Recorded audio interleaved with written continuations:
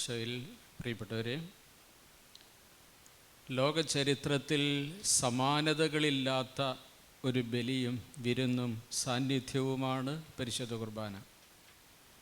എഴുതാമോ?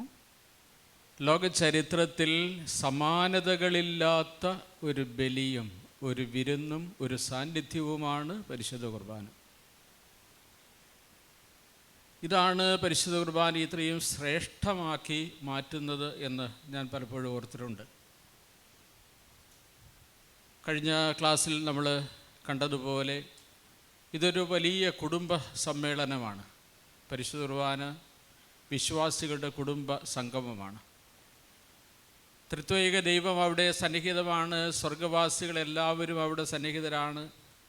ഭൂവാസികളായി നമ്മളും ഈ ബലിയിൽ തന്നെ പങ്കുചേരുന്നു. അതൊരു കുടുംബ സമ്മേളനമാണ്. ആ ഒരു കുടുംബ സമ്മേളനത്തിൻ്റെ പശ്ചാത്തലത്തിൽ നിന്നുകൊണ്ട് പരിശുദ്ധ കുർബാനയെ മനസ്സിലാക്കാൻ ശ്രമിച്ചാൽ അത് കുറച്ചുകൂടി എളുപ്പമാകുമെന്നും നമുക്ക് അനുഭവവേദ്യമാവുകയാണ്. അങ്ങനെ പറയാനുള്ള കാരണം, ഒരു കുടുംബ സമ്മേളനത്തിൽ വ്യക്തികൾ തമ്മിലുള്ള ബന്ധങ്ങൾ ആഴപ്പെടുകയും ബന്ധങ്ങളെ നവീകരിക്കുകയും ചെയ്യും. അവിടെ വിരുന്നുണ്ട്, സംഭാഷണങ്ങളുണ്ട്, അവിടെ ആശയങ്ങളുടെ കൈമാറ്റങ്ങളുണ്ട്, ബന്ധങ്ങളെ വിശുദ്ധീകരിക്കുകയും വളർത്തുകയും ചെയ്യുന്ന വേദി. ഇതേപോലെ നമുക്ക് പരിശുദ്ധ കുർബാനയും നമുക്ക് കാണാനായിട്ട് സാധിക്കും. കത്തോലിക്കാ സഭയുടെ ആദിമ ചരിത്രം എടുത്ത് നോക്കുമ്പോൾ ആദിമസഭയിൽ ഭവനം തോറും വിശ്വാസികൾ അപ്പം മുറിക്കൽ ശുശ്രൂഷ നടത്തിയിരുന്നു എന്ന് നടപടി പുസ്തകത്തിൻ്റെ താളുകളിൽ നമുക്ക് കാണാൻ സാധിക്കുന്നുണ്ട്. അപ്പം മുറിക്കൽ ശുശ്രൂഷയാണ് യഥാർത്ഥത്തിൽ വിശ്വാസികളെ ഒരു കുടുംബമാക്കി മാറ്റിയത്.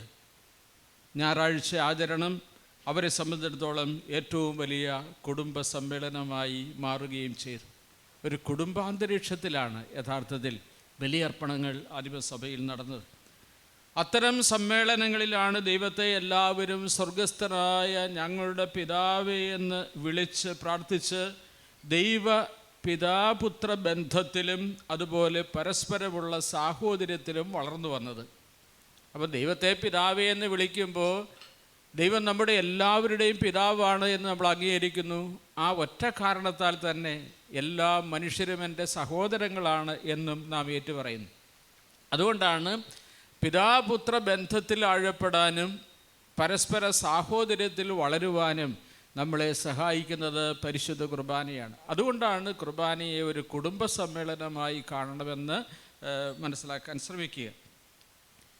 പരിശുദ്ധ കുർബാനയിൽ നമ്മൾ ചൊല്ലുന്ന സ്വർഗസ്ഥനായ ഞങ്ങളുടെ പിതാവേ എന്ന പ്രാർത്ഥന യഥാർത്ഥത്തിൽ സ്വർഗത്തിലേക്ക് കണ്ണുകൾ ഉയർത്തിക്കൊണ്ടും സഹോദരങ്ങളിലേക്ക് കരങ്ങൾ വിടർത്തിക്കൊണ്ടും പ്രാർത്ഥിക്കേണ്ട പ്രാർത്ഥനയാണ്. അതൊരു ബന്ധത്തിൻ്റെ പൂർണ്ണതയിലേക്ക് നമ്മളെ നയിക്കും. അതുകൊണ്ടാണ് സ്വർഗത്തിലേക്ക് കണ്ണുകൾ ഉയർത്തിക്കൊണ്ട് സ്വർഗസ്ഥനായ ഞങ്ങളുടെ പിതാവിനെ മനസ്സിൽ കണ്ടുകൊണ്ടും തൊട്ടടുത്ത് നിൽക്കുന്ന വ്യക്തിയെ കരങ്ങൾ കോർത്തു പിടിച്ചുകൊണ്ടും അവനെ തൊട്ടുകൊണ്ടും അവനുമായി ഐക്യദാർഢ്യം പ്രഖ്യാപിച്ചുകൊണ്ടുമാണ് സ്വർഗസ്ഥനായ ഞങ്ങളുടെ പിതാവേ എന്ന പ്രാർത്ഥന നമ്മൾ ചൊല്ലേണ്ടത്. അപ്പോൾ ഇവിടെ മനസ്സിൽ തെളിഞ്ഞു വരേണ്ട ചിത്രം സ്വർഗമാണ്. സ്വർഗവും സകല സ്വർഗവാസികളും അവിടെയുണ്ട്. ഈ സകല സ്വർഗവാസികളുടെയും നടുവിൽ സിംഹാസനത്തിലിരിക്കുന്ന സ്വർഗീയ സിംഹാസനത്തിലിരിക്കുന്ന മഹത്വപൂർണനായ പിതാവായ ദൈവത്തെ നമുക്ക് മനസ്സിൽ കാണണം. സ്വർഗസ്ഥനായ പിതാവേ എന്ന പ്രാർത്ഥന ചൊല്ലുമ്പോൾ മനുഷ്യഭാഷയിൽ ആദ്യമായി ഒരാൾ ദൈവത്തെ പിതാവേ എന്ന് വിളിച്ചത് ദൈവപുത്രനായ ഈശോയാണ്. ഈശോയ്ക്ക് മാത്രമേ ദൈവത്തെ പരമപിതാവിനെ പിതാവേ എന്ന് വിളിക്കാനുള്ള അവകാശമുള്ളൂ. കാരണം സത്തയിൽ അവരൊന്നാണ്. അതുകൊണ്ട് പിതാവിന് മാത്രം അവകാശപ്പെട്ട വാക്കാണ് ദൈവത്തെ പിതാവേ എന്ന് വിളിക്കാനുള്ള അവകാശം. അത് നമുക്ക് ഈശോ തന്നു എന്നതാണ് ഏറ്റവും വലിയ കാര്യം. അതുകൊണ്ടാണ് ഈശോ മിശിഹായ്ക്ക് മാത്രമായി വിളിക്കാൻ അവകാശമുള്ള വാക്ക് ഈശോ വിളിച്ചു എന്ന് മാത്രമല്ല, നമ്മളെ അങ്ങനെ വിളിക്കാൻ പഠിപ്പിക്കുകയും ചെയ്തു. അതിനുള്ള കാരണം, എങ്ങനെയാണ് ഈ ഒരു തലത്തിലേക്ക് നമ്മളെ ഈശോ വളർത്തിക്കൊണ്ട് വന്നത്, അത് വളരെ വ്യക്തമാണ്. ഈശോ മിശിഹായുടെ രക്ഷാകരമായ പീഡാസഹനത്തിൻ്റെയും കുരിശുമരണത്തിൻ്റെയും ഉത്ഥാനത്തിൻ്റെയും അനന്തമായ യോഗ്യതയാൽ നമ്മെ പാപത്തിൻ്റെ ബന്ധനങ്ങളിൽ നിന്ന് മോചിപ്പിച്ച് ദൈവത്തെ അപ്പാ എന്ന് വിളിക്കാനുള്ള അർഹതയും യോഗ്യതയും അവൻ തന്നു. എങ്ങനെയാണ് തന്നത്? പീഡാസഹനത്തിൻ്റെയും കുരിശു മരണത്തിൻ്റെയും ഉത്ഥാനത്തിൻ്റെയും അനന്തമായ യോഗ്യത കൊണ്ട് ദാനമായി ദൈവത്തെ പിതാവേ എന്ന് വിളിക്കാനുള്ള അവകാശം പുത്രനായ ഈശോയാണ് നമുക്ക് നൽകിയത്. അത് ദൈവത്തിൻ്റെ വലിയ കാരുണ്യത്തിൻ്റെ പ്രവൃത്തിയാണ്.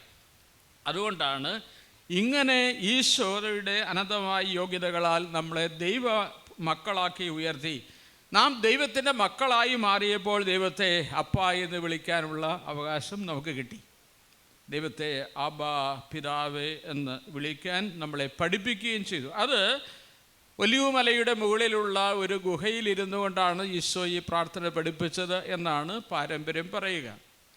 സ്വർഗസ്നായ പിതാവേ എന്ന പ്രാർത്ഥന ചൊല്ലിത്തന്ന് പഠിപ്പിച്ച രംഗം. ഈശോയെ സംബന്ധിച്ചിടത്തോളം പിതാവുമായുള്ള ഒരു നിരന്തരമായ ബന്ധത്തിലായിരുന്നു ഈശോ എല്ലാ സമയത്തും. സ്വർഗസ്ഥനായ ഞങ്ങളുടെ പിതാവേ, അങ്ങയുടെ നാമം പൂജിതമാകണമേ തുടങ്ങിയിട്ടുള്ള പ്രാർത്ഥന മുഴുവനായും ചൊല്ലിത്തീർക്കാൻ തമ്പുരാന് കഴിഞ്ഞു എന്ന് വരെ നമുക്ക് സംശയമുണ്ട്. കാരണം അബ്ബാ എന്ന ഒരൊറ്റ വാക്കിൽ അത് ഉച്ചരിക്കുമ്പോൾ തന്നെ ആ ബന്ധത്തിൻ്റെ പൂർണ്ണതയിൽ ഈശോ എത്തിച്ചേരുകയായിരുന്നു. നിരന്തരമായ ആ അവബോധത്തിൽ അവിടെ നിന്ന് ജീവിക്കുകയായിരുന്നു. ഒരു നിമിഷം പോലും പിതാവിൽ നിന്ന് വേർപിരിയാനാകാത്ത വിധം ഒന്നായി നിൽക്കുന്ന ആ പിതാവുമായുള്ള നിരന്തരമായ ബന്ധം പുത്രനായി ക്രിസ്തുവിന് നൽകിയ ആ അനുഭവവും ശക്തിയും എൻ്റെ മക്കൾക്കും ലഭിക്കണമെന്ന് ഈശോ ആഗ്രഹിച്ചപ്പോഴാണ് നമ്മളോടും പറഞ്ഞു, മക്കളെ നിങ്ങൾ ദൈവത്തെ അപ്പാ എന്ന് വിളിക്കുക. അതാണ് ഇതിൻ്റെ പശ്ചാത്തലമായി നമ്മൾ കാണേണ്ടത്. ഒരു നിരന്തരമായ ബന്ധത്തിലാണ് ആബാ പിതാവേ എന്ന പ്രാർത്ഥന ഈശോ പഠിപ്പിക്കുക. രാത്രിയുടെ യാമങ്ങളിൽ പലപ്പോഴും പകൽ സമയത്തിൻ്റെ അധ്വാനത്തിനെല്ലാം ശേഷം ഏതെങ്കിലും മലയുടെ മുകളിലോ ഗുഹയ്ക്കകത്തോ ഇരുന്നു കൊണ്ട് അപ്പസ്തോലന്മാർ ശാന്തമായി വിശ്രമിക്കുമ്പോൾ ഈശോ അബ്ബാ അബ്ബാ അബ്ബാ എന്ന് വിളിക്കുന്നത് ശിഷ്യന്മാർ കേട്ടിട്ടുണ്ട്. കാരണം ഈശോയെ സംബന്ധിച്ചിടത്തോളം അബ്ബ അത്രയും പ്രധാനപ്പെട്ടതാണ്. ആ ഒരു ബന്ധത്തിലേക്ക് ഉണർത്താൻ വേണ്ടിയാണ് ഈശോ സ്വർഗസ്നായ പിതാവേ എന്ന പ്രാർത്ഥന ചൊല്ലുവാൻ നമ്മോട് ആവശ്യപ്പെടുക. ഈ പ്രാർത്ഥന ചൊല്ലുമ്പോൾ എൻ്റെ ഇഷ്ടം നിർവഹിക്കണമേ എന്ന അപേക്ഷകളല്ല, പ്രത്യുത നിൻ്റെ ഇഷ്ടം നിറവേറട്ടെ എന്ന് പറഞ്ഞാൽ ദൈവത്തിൻ്റെ തിരുഹിതത്തിന് മുൻപിൽ തന്നെ സമർപ്പിച്ചുകൊണ്ടാണ് ഈശോ സദാസമയം അബ്ബാ എന്ന് വിളിച്ചുകൊണ്ടിരുന്നത്. ഉദാഹരണം ഗർസമൻ തോട്ടത്തിലെ പ്രാർത്ഥനയാണ്.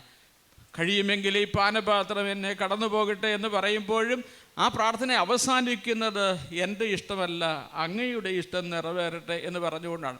അപ്പോൾ എല്ലാ പ്രാർത്ഥനകളും ഓരോ കാര്യങ്ങൾക്ക് വേണ്ടി നമ്മൾ അപേക്ഷിക്കുമ്പോഴും അപേക്ഷയുടെ അവസാനം കൂട്ടിച്ചേർത്ത് നിർബന്ധമായും ചെല്ലേണ്ടത് എൻ്റെ ഇഷ്ടമല്ല ദൈവമേ പിതാവേ അങ്ങയുടെ ഇഷ്ടമാണ് നിറവേറേണ്ടത്. കാരണം എനിക്ക് വേണ്ടി അവിടുന്ന് ഉണ്ടാക്കിയുള്ള പദ്ധതി എൻ്റെ ക്ഷേമത്തിനുള്ള പദ്ധതിയാണ്, എൻ്റെ നാശത്തിനുള്ള പദ്ധതിയല്ല.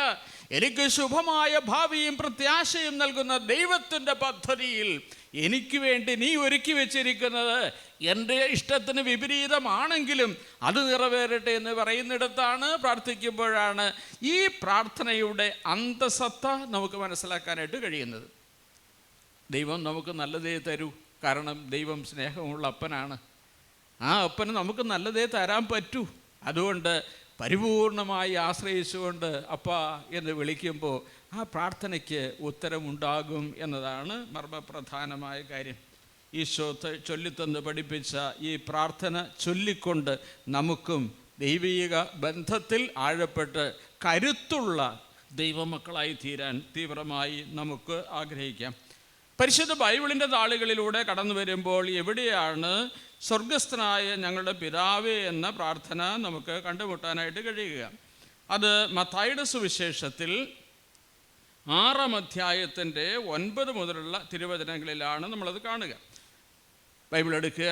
മത്തായിയുടെ സുവിശേഷം 6-ാം അധ്യായം 9 മുതൽ 13 വരെയുള്ള വാക്യങ്ങളിലും ലൂക്കായുടെ സുവിശേഷത്തിൻ്റെ 11-ാം അധ്യായം 2 മുതൽ 4 വരെയുള്ള വാക്യങ്ങളിലും ഈശോ പഠിപ്പിച്ച സ്വർഗസ്നായ ഞങ്ങളുടെ പിതാവേ എന്ന പ്രാർത്ഥനയുണ്ട്. മത്തായിയുടെ സുവിശേഷം 6-ാം അധ്യായം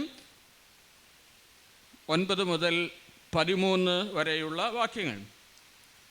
ആ വചനം ഇങ്ങനെയാണ് നമ്മൾ വായിക്കുന്നത്: നിങ്ങൾ പ്രാർത്ഥിക്കുമ്പോൾ ഇപ്രകാരം പ്രാർത്ഥിക്കുവിൻ, നിങ്ങൾ ഇപ്രകാരം പ്രാർത്ഥിക്കുവിൻ: സ്വർഗസ്ഥനായ ഞങ്ങളുടെ പിതാവേ, അങ്ങയുടെ നാമം പൂജിതമാകണമേ, അങ്ങയുടെ രാജ്യം വരണമേ, അങ്ങയുടെ ഹിതം സ്വർഗത്തിലെ പോലെ ഭൂമിയിലുമാകണമേ. അന്നു വേണ്ട ആഹാരം ഇന്ന് ഞങ്ങൾക്ക് നൽകണമേ. ഞങ്ങളുടെ കടക്കാരോട് ഞങ്ങൾ ക്ഷമിച്ചതുപോലെ ഞങ്ങളുടെ കടങ്ങൾ ഞങ്ങളോടും ക്ഷമിക്കണമേ. ഞങ്ങളെ പ്രലോഭനത്തിൽ ഉൾപ്പെടുത്തരുതേ, തിന്മയിൽ നിന്ന് ഞങ്ങളെ രക്ഷിക്കണമേ. ഇതാണ് ഈശോ പഠിപ്പിച്ച വിശ്വപ്രസിദ്ധമായ പ്രാർത്ഥന, സ്വർഗസ്ഥനായ ഞങ്ങളുടെ പിതാവേ എന്ന പ്രാർത്ഥന. ഈ പ്രാർത്ഥന എങ്ങനെയാണ് നമ്മൾ പ്രാർത്ഥിക്കേണ്ടത്? ഈ പ്രാർത്ഥനയിൽ ദൈവത്തെ ഭയത്തോടെയല്ല അപ്പ എന്ന് വിളിക്കേണ്ടത്, പ്രത്യേക സ്നേഹത്തോടെ അബ്ബാ പിതാവേ എന്ന് വിളിക്കണം. മക്കളുടെ സ്വാതന്ത്ര്യത്തോടെ, മക്കളുടെ സ്നേഹത്തോടെ വേണം അപ്പ എന്ന് വിളിക്കാൻ. ആ വിളിക്കകത്ത് ഈ ബന്ധത്തിൻ്റെ ഊഷ്മളത തിരിച്ചറിയാൻ പറ്റുന്ന വിധത്തിൽ വിളിക്കുക. അതാണ് സ്നേഹത്തോടെ അബ്ബ എന്ന് വിളിക്കാനുള്ള സ്വാതന്ത്ര്യം ഈശോ നമുക്ക് നൽകിയിട്ടുണ്ട്. അതുവഴി ദൈവം എല്ലാവരുടെയും, ഈ സ്വർഗസ്നാജിയുടെ പിതാവേ എന്ന് പ്രാർത്ഥിക്കുമ്പോൾ എന്താണ് നമ്മൾ അർത്ഥമാക്കേണ്ടത്? ഒന്ന്, ദൈവം എല്ലാവരുടെയും പിതാവാണ്. എല്ലാ മനുഷ്യരും എൻ്റെ സഹോദരങ്ങളുമാണ്. ഇതാണ് അടിസ്ഥാനപരമായ കാര്യം. അതുവഴി ദൈവം എല്ലാവരുടെയും പിതാവാണെന്നും എല്ലാ മനുഷ്യരും സഹോദരങ്ങളാണെന്നും ഈശോ പഠിപ്പിച്ചു തരികയാണ്. എല്ലാവരും നമ്മുടെ സഹോദരങ്ങളാണ്. അതുകൊണ്ടാണ് ഞങ്ങളുടെ എന്ന വാക്ക് ഉപയോഗിച്ചിരിക്കുന്നത്. എൻ്റെ എന്ന വാക്ക് അല്ല, ഞങ്ങളുടെ എന്നാണ് ഉപയോഗിക്കുക. ഇനി അവിടെ പ്രാർത്ഥിക്കുന്ന ഒന്നാമത്തെ കാര്യം, ദൈവത്തിൻ്റെ തിരുനാമം പരിശുദ്ധമായി സൂക്ഷിക്കപ്പെടണം. ദൈവത്തിൻ്റെ തിരുനാമത്തെ അവഹേളിക്കരുത്, ദൈവത്തിൻ്റെ തിരുനാമത്തെ മഹത്വപ്പെടുത്തണം. നാമം വ്യക്തിയാണ്. ഒരു പേര് പറയുക എന്ന് പറഞ്ഞാൽ അതിൻ്റെ അർത്ഥം ആ വ്യക്തിയെയാണ് നമ്മൾ വിളിക്കുക. അപ്പോൾ ദൈവത്തിൻ്റെ തിരുനാമം മഹത്വപ്പെടണമെന്ന് പറയുമ്പോൾ ദൈവത്തെ മഹത്വപ്പെടുത്തണം. അത് സൃഷ്ടിയായ മനുഷ്യൻ്റെ കടമയാണ് എന്നും അത് നമുക്ക് നിയോഗമായി ലഭിച്ചിട്ടുള്ളതാണെന്നും ഈശോ പഠിപ്പിച്ചതും അങ്ങനെ ചെല്ലാൻ പഠിപ്പിച്ചതുമായ കാര്യമാണ് എന്ന് മനസ്സിലാക്കുകയാണ്. ദൈവത്തിൻ്റെ തിരുനാമം വിശുദ്ധമായി സൂക്ഷിക്കപ്പെടണമെന്നും നമ്മുടെ വാക്കിലൂടെയും പ്രവൃത്തിയിലൂടെയും ദൈവത്തിൻ്റെ മഹത്വം ഈ ലോകത്തിൽ പ്രകാശിപ്പിക്കപ്പെടണമെന്നും ദൈവം ആഗ്രഹിക്കുന്നു, ഈശോ ആഗ്രഹിക്കുന്നു. ഇത് ദൈവത്തിൻ്റെ തിരുനാമ മഹത്വം ആണ് ഒന്നാമത്തെ ലക്ഷ്യം. രണ്ടാമതായി, ദൈവത്തിൻ്റെ രാജ്യം എന്ന് പറയുന്നത്, അങ്ങയുടെ രാജ്യം വരണമേ എന്ന് പ്രാർത്ഥിക്കുമ്പോൾ ദൈവത്തിൻ്റെ രാജ്യം എന്ന് പറയുന്നത് സ്നേഹവും സമാധാനവും നീതിയും നിറഞ്ഞതാണ്. അപ്പം നമ്മൾ ആഗ്രഹിക്കേണ്ട രാജ്യം, സ്വപ്നം എന്ന് പറയുന്നത് സ്നേഹം നിറഞ്ഞു നിൽക്കുന്ന, സമാധാനമുള്ള, നീതി നിറഞ്ഞു നിൽക്കുന്ന ഒരു അന്തരീക്ഷമാണ്, ഒരു സാഹചര്യമാണ്. ഇതാണ് അങ്ങയുടെ രാജ്യം വരണമേ എന്ന പ്രാർത്ഥനയിലൂടെ ഒന്നാമതായി അർത്ഥമാക്കുക. ഇങ്ങനെയൊരു സാഹചര്യം ലോകത്തിലും മനുഷ്യ ഹൃദയങ്ങളിലും സംജാതമാകണമെന്നാണ് നമ്മൾ പ്രാർത്ഥിക്കുക.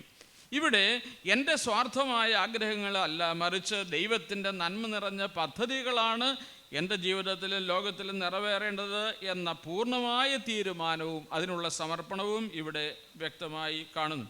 തുടർന്ന് മറ്റു കാര്യങ്ങളിലേക്ക് വരുമ്പോൾ മാനുഷികമായ ആവശ്യങ്ങൾക്ക് വേണ്ടിയുള്ള യാതനകളും ഇവിടെയുണ്ട്. നമ്മൾ മനുഷ്യരാണ്. മനുഷ്യനായി ജീവിക്കുന്നിടത്തോളം കാലം നമുക്ക് നമ്മുടെ പ്രതീക്ഷകൾക്കൊത്ത് കാര്യങ്ങൾ നടക്കാതെ വരുന്ന സാഹചര്യങ്ങളുണ്ടായെന്ന് വരാം, സങ്കടപ്പെടുത്തുന്ന കാര്യങ്ങളുണ്ടായെന്ന് വരാം, അങ്ങനെയുള്ള ഓരോ ആവശ്യങ്ങളുണ്ടായെന്ന് വരാം. അതെല്ലാം ദൈവത്തിൻ്റെ മുൻപിൽ ഏറ്റുപറയാനുള്ള അവസരം കൂടിയാണ്, ദൈവത്തിൻ്റെ മുൻപിൽ സമർപ്പിക്കാനുള്ള അവസരം കൂടെ ഈ പ്രാർത്ഥനയിലുണ്ട്. അതുകൊണ്ടാണ് മാനുഷികമായ ആവശ്യങ്ങൾക്ക് വേണ്ടിയുള്ള യാതനകളും ഇവിടെയുണ്ട്. പക്ഷെ അതിൽ ശ്രദ്ധിക്കപ്പെടേണ്ട ഒരു കാര്യം, അന്നന്നു വേണ്ട ആഹാരം, അന്നന്നു വേണ്ട ആഹാരം ഇന്ന് ഞങ്ങൾക്ക് നൽകണമേ. വലിയ സമ്പന്നനാകാനുള്ളതല്ല, ആവശ്യത്തിൽ അധികം തരാനല്ല, അതിനപ്പുറത്ത് അന്നന്നു വേണ്ട ആഹാരത്തിന് വേണ്ടി, അന്നന്നു വേണ്ട കാര്യങ്ങൾക്ക് വേണ്ടി ദൈവത്തിൽ ആശ്രയിക്കുന്ന മനോഭാവമാണ് ഇവിടെ പ്രത്യേകമായി നമ്മൾ ഓരോ കാര്യത്തിന് വേണ്ടി ദൈവത്തിൽ ആശ്രയിക്കുക, ഓരോ കാര്യങ്ങൾക്കും വേണ്ടി.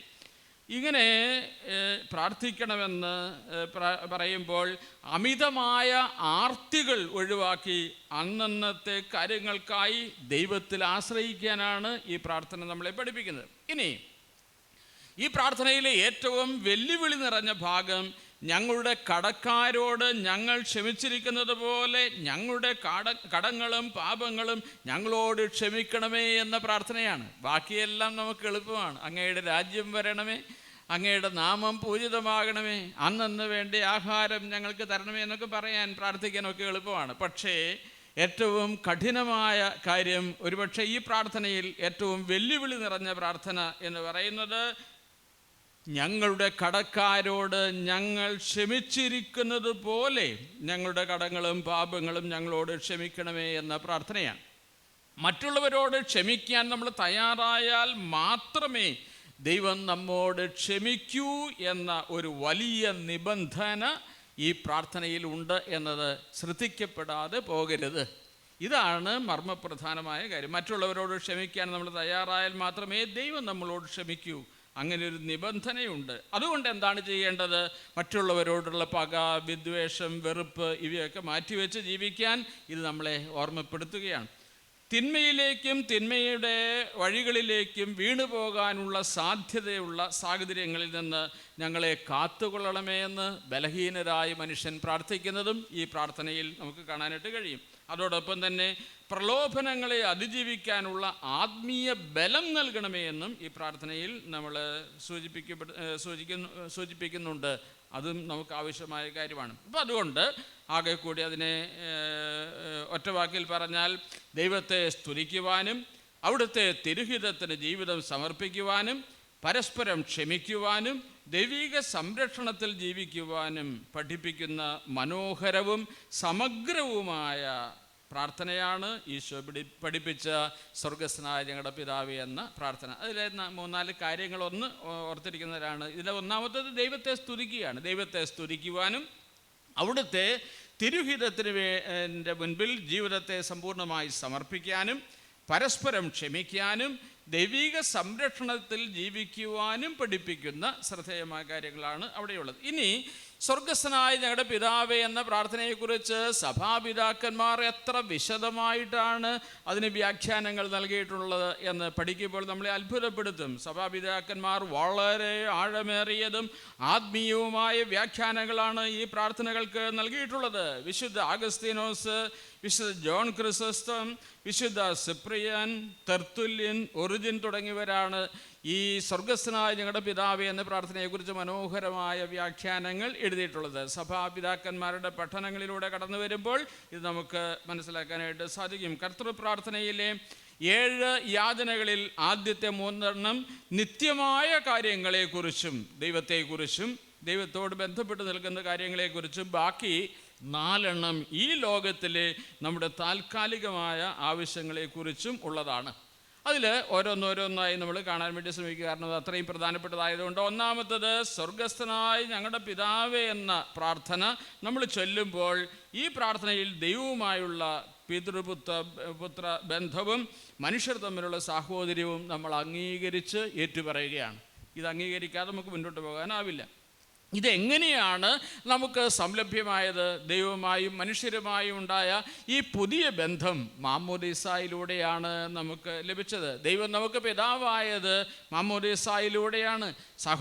മറ്റുള്ളവർ നമ്മുടെ സഹോദരങ്ങളായി മാറിയത് ദൈവത്തെ പിതാവേ എന്ന് വിളിച്ചപേക്ഷിക്കാൻ തുടങ്ങിയ നിമിഷം മുതലാണ്. അപ്പോഴാണ് നമുക്ക് എല്ലാ മനുഷ്യ സഹോദരൻ. അതുകൊണ്ട് 2 കാര്യങ്ങളാണ്. ഒന്ന്, നമ്മുടെ സ്നേഹമുള്ള പിതാവാണ് ദൈവം. നമ്മുടെ സ്നേഹമുള്ള പിതാവാണ് ദൈവം.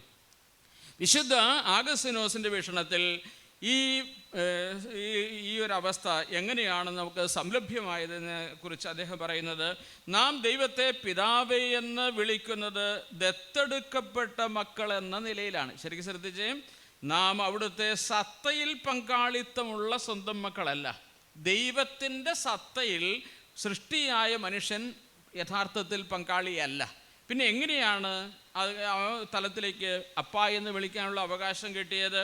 അത് അവിടുത്തെ സത്തയിൽ പങ്കാളിത്തമില്ലാത്തവരാണ് നമ്മളെങ്കിലും അവിടുന്ന് യേശുക്രിസ്തുവിലൂടെ നമ്മെ ദത്തെടുത്തുകൊണ്ട് അപ്പ എന്ന് വിളിക്കാനുള്ള അവകാശം നൽകി. ഇത് അഗസ്തീനോസ് പുണ്യവാൻ നമുക്ക് നൽകുന്ന വ്യാഖ്യാനമാണ്.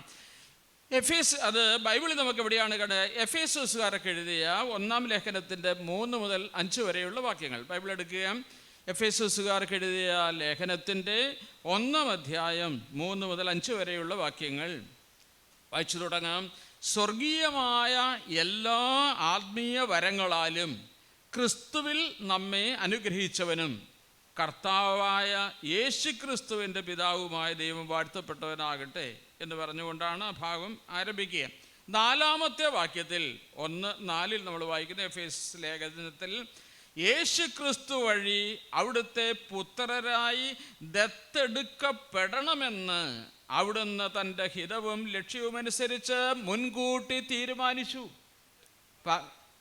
അത് എന്തിനു വേണ്ടിയാണ്? അത് 5-ാമത്തെ വാക്യത്തിൽ നമ്മൾ കാണുന്നു.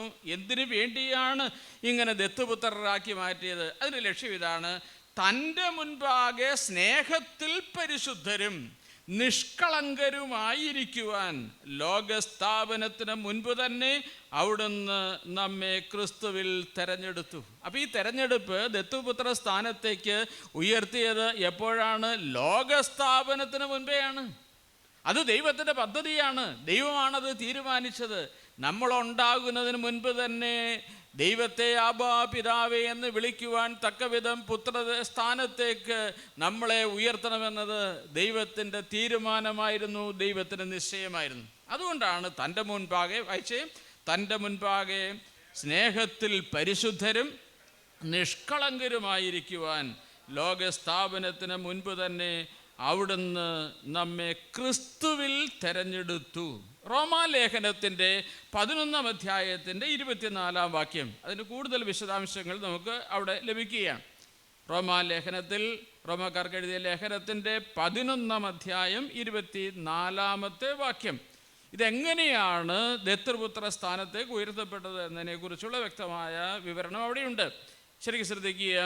വനത്തിലെ ഒലിവ് മരത്തിൽ നിന്ന്, കാട്ട് ഒലിവിൽ നിന്ന് നീ മുറിച്ചെടുക്കപ്പെട്ടു, കൃഷിസ്ഥലത്തെ നല്ല ഒലിവിന്മേൽ പ്രകൃതി സഹജമല്ലാത്ത വിധം ഒട്ടിക്കുകയും ചെയ്തു. കാട്ടൊലിവിൻ്റെ ശാഖയെ യഥാർത്ഥ നല്ല ഒലിവിലേക്ക് ഒട്ടിച്ച് ചേർക്കുകയായിരുന്നു. ഇതായിരുന്നു ദൈവത്തിൻ്റെ സത്തയിൽ ഭാഗഭാഗിത്വം ഇല്ലാതിരുന്നിട്ടും അവനോട് ചേർന്ന് നിൽക്കാൻ ദൈവം ചെയ്ത കർമ്മം ഇതാണ്. ഇത് അനാദിയിലെ സൃഷ്ടിക്കപ്പെട്ടതുമാണ്, തീരുമാനിക്കപ്പെട്ടതാണ്. അങ്ങനെയുള്ള തീരുമാനം ദൈവം നമ്മുടെ പിതാവാണ് എന്ന് അംഗീകരിക്കുവാനും വിളിച്ചപേക്ഷിക്കുവാനും നമ്മളെ സഹായിച്ചു. അതിൻ്റെ 2-ാമത്തെ കാര്യമാണ് എല്ലാ മനുഷ്യരുമായി ഒരു പുതിയ ബന്ധം ഉണ്ടായി. എല്ലാവരും പരസ്പരം സഹോദരങ്ങളാണ്, സഹോദര തുല്യമായ സമത്വമുണ്ട് എന്നതാണ് ഒന്നാമത്തെ ഇതിൻ്റെ പ്രധാനപ്പെട്ട കാര്യം. സഹോദര തുല്യമായ സമത്വം.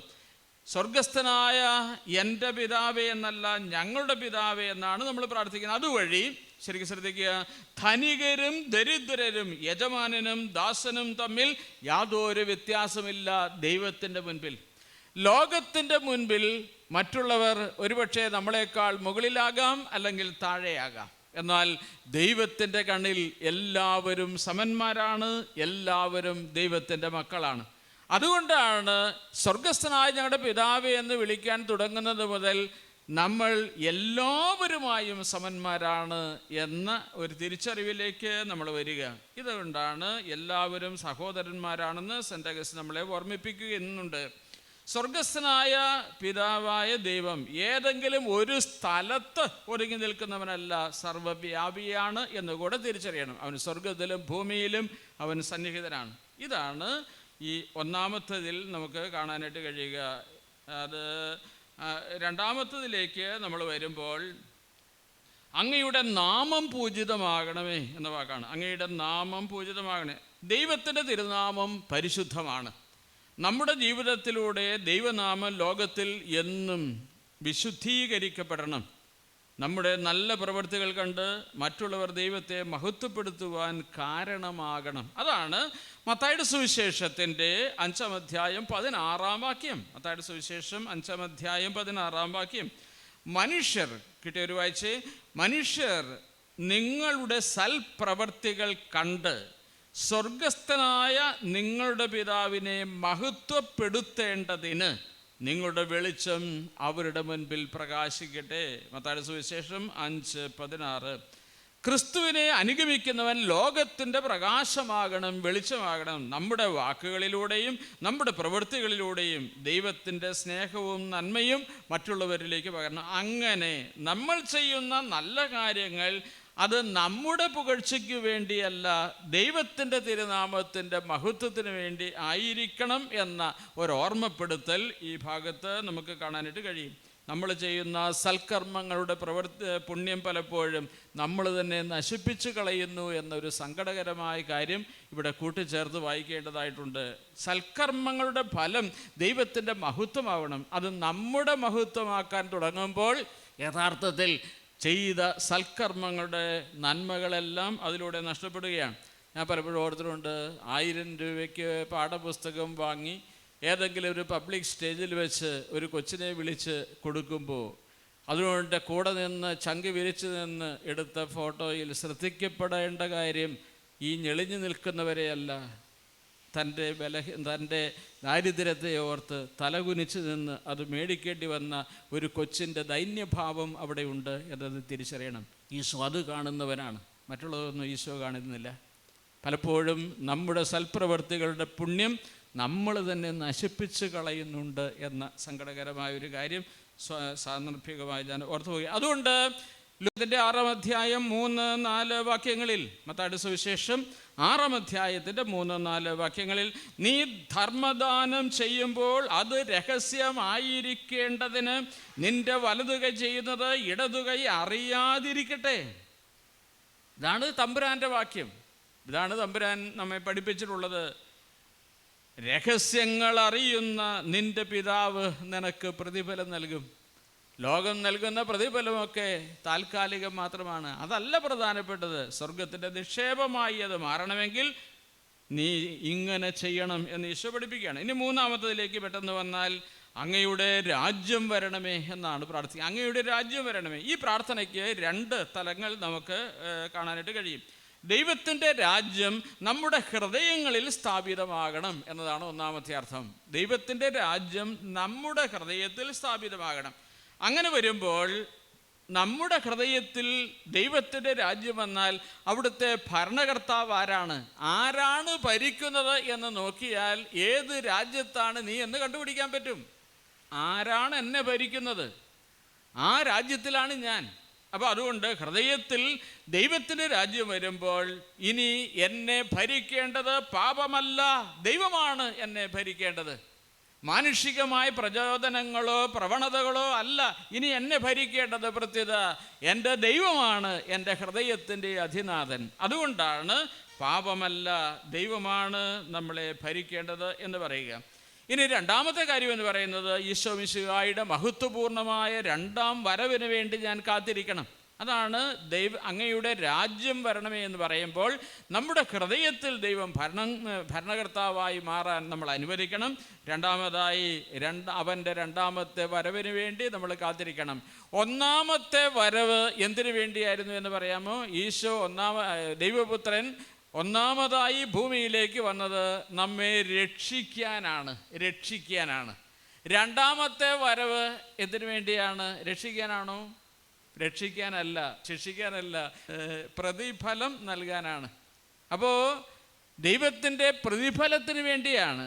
ദൈവമേ, ജീവിതത്തിൽ ചെയ്ത നല്ല കാര്യങ്ങൾക്ക് നീ കരുണയോടെ ഞങ്ങളെ കണ്ട് നിത്യസൗഭാഗ്യത്തിന് അർഹരാക്കി മാറ്റണമേ. അതാണ് അവൻ്റെ 2-ാം വരവ് പ്രതിഫലം നൽകാൻ വേണ്ടിയാണ്. അതുകൊണ്ടാണ് ഒരു നന്മയും കാലഹരണപ്പെട്ടു പോകുന്നില്ല എന്ന് നമ്മൾ പറയുന്നത്. ഒരു നന്മയും കാലഹരണപ്പെട്ടു പോകുന്നില്ല. ഒരുപക്ഷെ മറ്റുള്ളവർക്ക് വേണ്ടി ചെയ്ത നല്ല കാര്യങ്ങൾ അവരത് മനസ്സിലാക്കുന്നില്ലായിരിക്കാം. അതിന് നേർ വിപരീതമായി നമ്മളോട് പ്രവർത്തിക്കുന്നുണ്ടാവും. മക്കളെയൊക്കെ എന്തോ ഒരു കഷ്ടപ്പെട്ട് ത്യാഗം സഹിച്ച ഈ കുഞ്ഞുങ്ങളെയൊക്കെ വളർത്തിക്കൊണ്ട് വരുന്നത്. പക്ഷേ ഒരു നിലയിലൊക്കെ എത്തിക്കഴിയുമ്പോൾ അതൊന്നും നോക്കാതെ അവരുടെ കാര്യവുമായി പോകുന്ന എത്രയോ വ്യക്തികളെ നമ്മൾ കാണുന്നുണ്ട്. അപ്പോൾ അതുകൊണ്ട് ചെയ്ത കാര്യങ്ങളൊക്കെ തെറ്റായിപ്പോയി എന്നല്ല, അതാരും കണ്ടില്ല എന്നല്ല. ഒരുപക്ഷെ പ്രതിഫലം കിട്ടാതിരിക്കുമ്പോഴും ഒരു നന്മയും കാലഹരണപ്പെട്ടു പോകുന്നില്ല എന്ന് ഞാൻ വിശ്വസിക്കണം. ഒരു നന്മയും കാലഹരണപ്പെട്ടു പോകുന്നില്ല. അപ്പം അതുകൊണ്ടാണ് പ്രതിഫലം നൽകാൻ വേണ്ടിയാണ് അവൻ 2-ാമതായി വരിക. ഇവിടെ സ്വർഗം ഒരു ഭൗതികമായ ആകാശമല്ല. അങ്ങയുടെ രാജ്യം വരണമേ എന്നൊക്കെ പറയുമ്പോൾ അത് ഒരു ഭൗതികമായ ഒരു ആകാശമല്ല. ദൈവം പ്രപഞ്ചത്തിൻ്റെ എല്ലായിടത്തുമുണ്ട്. ഇവിടെ സ്വർഗം എന്ന് ഉദ്ദേശിക്കുന്നത് വിശുദ്ധരുടെ ഹൃദയങ്ങളാണ് എന്നാണ് സഭാപിതാക്കന്മാർ പറയുന്നത്. വിശുദ്ധരുടെ ഹൃദയങ്ങളാണ് സ്വർഗം. അവിടെയാണ് ദൈവം അധിവസിക്കുന്നത്, അവിടെയാണ് ദൈവം ഭരണം നടത്തുന്നത്. ആ ഒരവസ്ഥയിലേക്ക് എൻ്റെ ഹൃദയത്തെ ഉയർത്തുക എന്നതാണ് മർമ്മപ്രധാനമായ കാര്യം. നാലാമതായി, അങ്ങയുടെ തിരുമനസ് സ്വർഗത്തിലെ പോലെ ഭൂമിയിലുമാകണമേ എന്ന് നമ്മൾ പ്രാർത്ഥിക്കുന്നു. അങ്ങയുടെ തിരുമനസ് സ്വർഗത്തിലെ പോലെ ഭൂമിയിലുമാകണമേ. അതിൻ്റെ അർത്ഥം എന്ന് പറയുന്നത്, സ്വർഗത്തിൽ മാലാഖമാരും വിശുദ്ധരും ദൈവഹിതം പൂർണ്ണമായും അനുസരിക്കുന്നത് പോലെ സ്വർഗത്തിൽ മാലാഖമാരും വിശുദ്ധരും എപ്പോഴും ദൈവത്തിൻ്റെ ഇഷ്ടം, ദൈവത്തിൻ്റെ ഹിതം അനുസരിച്ച് ജീവിക്കുന്നത് പോലെ ഭൂമിയിൽ മനുഷ്യരായ നമ്മളും സ്വന്തം ഇഷ്ടങ്ങൾ മാറ്റിവെച്ച് ദൈവഹിതത്തിന് പൂർണ്ണമായി വിധേയപ്പെട്ട് ജീവിക്കണം. ഗെത്സമേനിൽ പ്രാർത്ഥന നമ്മെ പഠിപ്പിക്കുന്നത് ഇതാണ്. പിന്നീടുള്ളത്, അന്നന്ന് വേണ്ടി ആഹാരം ഞങ്ങൾക്ക് നൽകണമേ എന്നാണ്. സഭാപിതാക്കന്മാർ ഇതിന് 2 വ്യാഖ്യാനങ്ങൾ നൽകുന്നുണ്ട്. ഒന്ന്, ഭൗതികമായ ആഹാരത്തിന് വേണ്ടി ജീവൻ നിലനിർത്തുവാൻ ആവശ്യമായ ഭൗതിക സാഹചര്യങ്ങൾ അന്നന്നത്തെ ആവശ്യത്തിനുള്ളത് മാത്രം ചോദിക്കാനാണ് ഈശോ പഠിപ്പിച്ചത് എന്നതാണ് സഭാപിതാക്കന്മാരുടെ വ്യാഖ്യാനം. ലഭിച്ചതെല്ലാം ദാനമായി കിട്ടിയതാണെന്ന് അംഗീകരിച്ച് ദൈവത്തിന് നന്ദി പറയുക, ലളിതമായി ജീവിക്കാൻ പഠിക്കുക. ഇതാണ് ഈ അന്നന്ന് വേണ്ടി ആഹാരത്തിന് വേണ്ടിയുള്ള പ്രാർത്ഥന. അത് ഭൗതികമായ ആഹാരത്തിന് വേണ്ടി മാത്രമല്ല. വിശുദ്ധ അഗസ്തീനോസ് പറയുന്നത് ആത്മീയമായ ആഹാരത്തിന് വേണ്ടി നമ്മൾ പ്രാർത്ഥിക്കണം. ഏതൊക്കെയാണ് ആത്മീയമായ ആഹാരം ആയി ദൈവം നമുക്ക് നൽകുന്നത്? അത് പരിശുദ്ധ കുർബാനയും തിരുവചനവുമാണ്. വചനത്തിന് വേണ്ടിയുള്ള ദാഹവും വിശപ്പും, അതേപോലെ പരിശുദ്ധ കുർബാനയ്ക്ക് വേണ്ടിയുള്ള ദാഹവും വിശപ്പുമാണ് ഇവിടെ യഥാർത്ഥത്തിൽ അന്നന്ന് വേണ്ട ആഹാരം ഞങ്ങൾക്ക് തരണമേ, അന്നന്ന് ജീവിക്കാനുള്ള വചനം തരണമേ. വചനമാണ് നമ്മളെ സൗഖ്യപ്പെടുത്തുന്നത്, വചനമാണ് നമ്മളെ വഴി നടത്തുന്നത്, വചനമാണ് നമ്മളെ ബലപ്പെടുത്തുന്നത്. വചനം ഇല്ലാതെ നമുക്ക് മുന്നോട്ട് പോകാനാവില്ല. വചനത്തിലുള്ള വിശ്വാസമാണ് പരിശുദ്ധ കുർബാനയെപ്പോലെ വിശ്വസിക്കാൻ നമ്മളെ സഹായിക്കുന്നത്. ഒന്നാമതായി, ദൈവത്തിൻ്റെ വചനം കൊണ്ട് ഞങ്ങളുടെ വിശപ്പടക്കണമേ. രണ്ടാമത്തത്, പരിശുദ്ധ കുർബാന കൊണ്ട് ഞങ്ങളുടെ വിശപ്പ് അടക്കണമേ. അന്നു വേണ്ട ആഹാരത്തിന് ഈ വിധത്തിലാണ് വ്യാഖ്യാനങ്ങൾ നമ്മൾ കാണുക. മത്തായി സുവിശേഷത്തിന് 4-ാം അധ്യായത്തിൻ്റെ 4-ാം വാക്യത്തിൽ അവൻ പ്രതിപാദിച്ചു, മനുഷ്യൻ അപ്പം കൊണ്ട് മാത്രമല്ല ദൈവത്തിൻ്റെ നാവിൽ നിന്ന് പുറപ്പെടുന്ന ഓരോ വാക്കും കൊണ്ടുമാണ് ജീവിക്കുന്നത് എന്ന് എഴുതപ്പെട്ടിരിക്കുന്നു. ദൈവത്തിൻ്റെ വാക്ക്, ദൈവത്തിൻ്റെ വചനം, അതാണ് നമ്മുടെ ജീവൻ നിലനിർത്തുന്നതും മുന്നോട്ട് നയിക്കുന്നതും. 6-ാമത്തത് കൂടെ പറഞ്ഞ് ഞാൻ അവസാനിപ്പിക്കുകയാണ്. ഞങ്ങളുടെ കടക്കാരോട് ഞങ്ങൾ ക്ഷമിക്കുന്നത് പോലെ ഞങ്ങളുടെ കടങ്ങൾ, ഞങ്ങളുടെ തെറ്റുകൾ ഞങ്ങളോടും ക്ഷമിക്കണമേ. നമ്മളോട് തെറ്റ് ചെയ്തവരോട് നമ്മൾ ക്ഷമിക്കാൻ തയ്യാറായാൽ മാത്രമേ ദൈവത്തിൻ്റെ ക്ഷമ നമുക്ക് സ്വീകരിക്കാൻ കഴിയൂ. ഈ ഒരു നിബന്ധന സഭാപിതാക്കന്മാർ വളരെ ശക്തമായ ഭാഷയിൽ പറയുന്നുണ്ട്. അതിനെന്താണ് ചെയ്യേണ്ടത്? ഇനിയുള്ള ക്ലാസ്സുകളിൽ നമ്മൾ അതാണ് കുറച്ച് നാളുകളിൽ പഠിക്കാനായിട്ട് ആഗ്രഹിക്കുന്നത്. ക്ഷമിക്കുന്ന സ്നേഹം പരിശീലിച്ച് വളരുക. ദൈവത്തിൻ്റെ കൃപയിൽ വളരുന്നത് എങ്ങനെയാണ്? ക്ഷമിക്കാതെ ദൈവത്തിൻ്റെ കൃപ കിട്ടിയല്ല.